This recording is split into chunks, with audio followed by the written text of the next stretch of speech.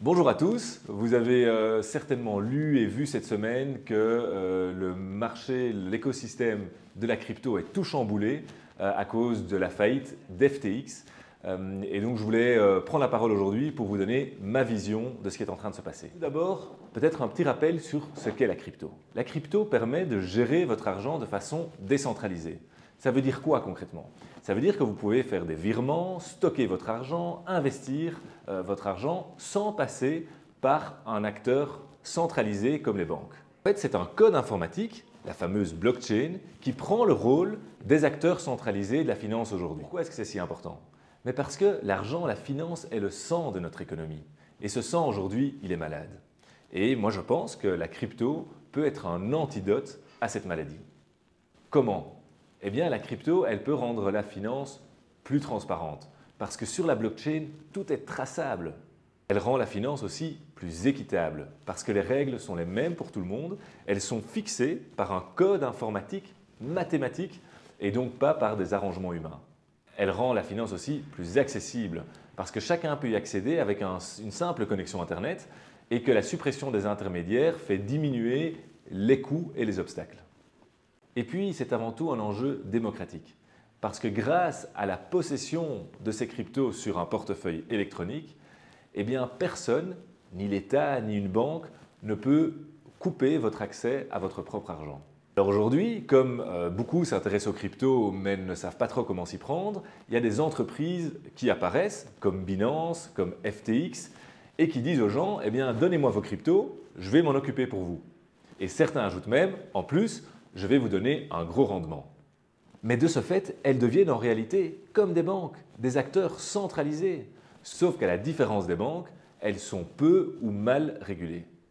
Et c'est donc le pire des deux mondes, dont on voit le résultat aujourd'hui, avec des dirigeants qui peuvent mal se comporter, frauder, tricher, mal gérer et créer des faillites comme on les connaît avec FTX aujourd'hui.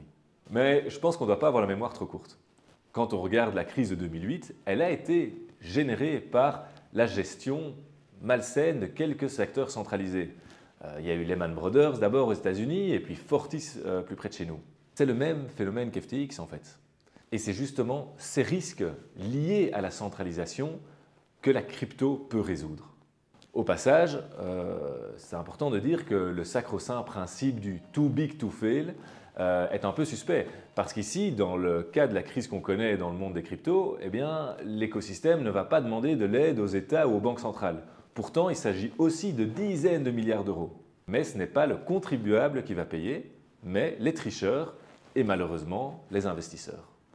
Alors, je pense que les plateformes centralisées de la crypto, comme Binance, FTX, etc., sont à la base des choses intéressantes parce qu'elles permettent aux gens de faire le pas vers la crypto. Elles font ce pont en fait entre la finance centralisée et décentralisée. Mais elles doivent être extrêmement contrôlées et régulées pour protéger l'investisseur. Et donc, moi, j'appelle les politiques aujourd'hui, au lieu de fermer les yeux ou de vouloir les interdire, eh bien, de mettre en place une régulation, un contrôle efficace et pertinent de ces acteurs centralisés, notamment sur, par exemple, l'état de leurs réserves. Il y aura bientôt le règlement MiCA qui va être mis en œuvre au niveau de l'Europe et qui va apporter sur ces aspects-là des points vraiment positifs. Mais il faut surtout, je pense, au nom de tous les avantages que j'ai nommés au début de mon intervention, développer la finance décentralisée et prendre conscience collectivement de la différence entre les deux. Et à côté, on va voir apparaître une finance décentralisée qui sera plus accessible, plus équitable, plus transparente. Comme un pouvoir et un contre-pouvoir, on le connaît en politique aussi, et un pouvoir et un contre-pouvoir qui ne se font pas la guerre l'un à l'autre, mais qui se renforcent mutuellement. Enfin, soyons clairs, les problèmes qu'on connaît aujourd'hui dans la crypto, ce n'est pas dû à la crypto, ce n'est pas dû à la blockchain, c'est dû à la gestion malsaine d'êtres humains, tout simplement. Et donc c'est là qu'il faut réguler, évidemment. Il faut empêcher que des êtres humains puissent manipuler les marchés, jouer avec l'argent des autres. Mais c'est le cas autant dans le monde de la crypto que dans le monde financier traditionnel.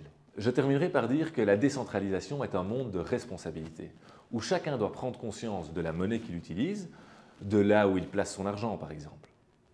Cette responsabilisation est le prix à payer pour une finance plus juste, une finance où disparaît le dernier grand privilège des riches, l'inculture financière du plus grand nombre.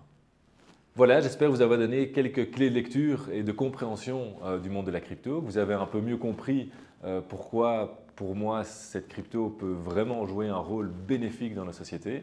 Je reviendrai plus tard sur les autres sujets qui tournent autour et qui vous intéressent sûrement, comme l'impact environnemental, le risque de blanchiment d'argent, d'évasion fiscale, toute la question de la spéculation, etc., qui entourent les cryptos, qui font souvent polémique. Et j'en parlerai avec plaisir, simplement je ne sais pas tout faire dans une seule vidéo. Donc n'hésitez pas à me contacter aussi directement, personnellement, si vous voulez déjà échanger sur le sujet. À bientôt!